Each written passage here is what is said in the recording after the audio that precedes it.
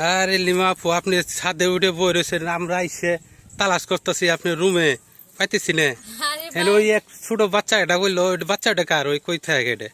ওইটা আমার ওই যে কাজ করে না, হ্যাঁ। ওই কাজের খালার নাতি হয় আর কি। ও, তো কি অবস্থা? এই যে এলোমেলো দেখতেছি, কাঠ ঠাট অনেক কিছু দেখতেছি ছাদের উপরে। ভাই আমি পুরো হাঁপায়ে গেছি, একা একা এগুলা কাজ টাজ করতে আমি হাঁপায়ে গেছি। আমি রমজান মাসের দিন প্রথমত রোজা দিতে তো হচ্ছে, তার সব কাজটা এখন কমপ্লিট করতে পারতেছি না, দেখেন না সব এলোমেলো, তেমন বেশি বুঝগাছ হয় না। তাই নাকি? হ্যাঁ, মিস্ত্রিও দেখলাম, মিস্ত্রি কাজ করতেছে দেখলাম নিচে। তো এখানে হয় না, আমি তো অনেকদিন যাবত এখানে আটকে আছি শুধু এই কাজটার জন্য। এটা কি ছাদে কি আর আবার কি এর উপরে আর ছাদ করবে? হ্যাঁ হ্যাঁ, এটাকে আপনার 5 তলা পর্যন্ত করার ইচ্ছা আছে, কেবলমাত্র 3 তলা কমপ্লিট হলো, আর 2 তলা করবো। এটা 5 তলা ফাউন্ডেশন দেওয়া হ্যাঁ নাকি? হ্যাঁ, 5 তলা দেওয়া হবে। ছোট মানুষ না, ছোটখাটো করে কাজ করলাম, তেমন বেশি না। দেখেন সবাইকে একটু ধরি, 2 বোন, বিদেশে তো সারা জীবন থাকা যাবে এখন না। তো এটার মালিক তো আপনারা 2 বোনই হ্যাঁ, নাকি? 2 বোন।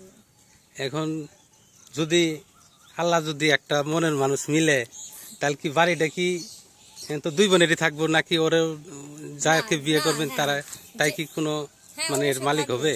অবশ্যই থাকবে, কেন থাকবে না? কারণ যে যে আমার স্বামী হবে তাকে আমার ভাগে সমান সমান ভাগ করে দেবো। আমার ছোট বোন তো এখানে ছোট রয়েছে, তারপর তারটা বলি, সেও যদি বিয়ে করে তারপর সেম টু সেম অর্ধেক করে দেওয়া হবে। নয়তো থাকবে কেন? কোন বর্ষে থাকবে ওরা এখানে বলেন?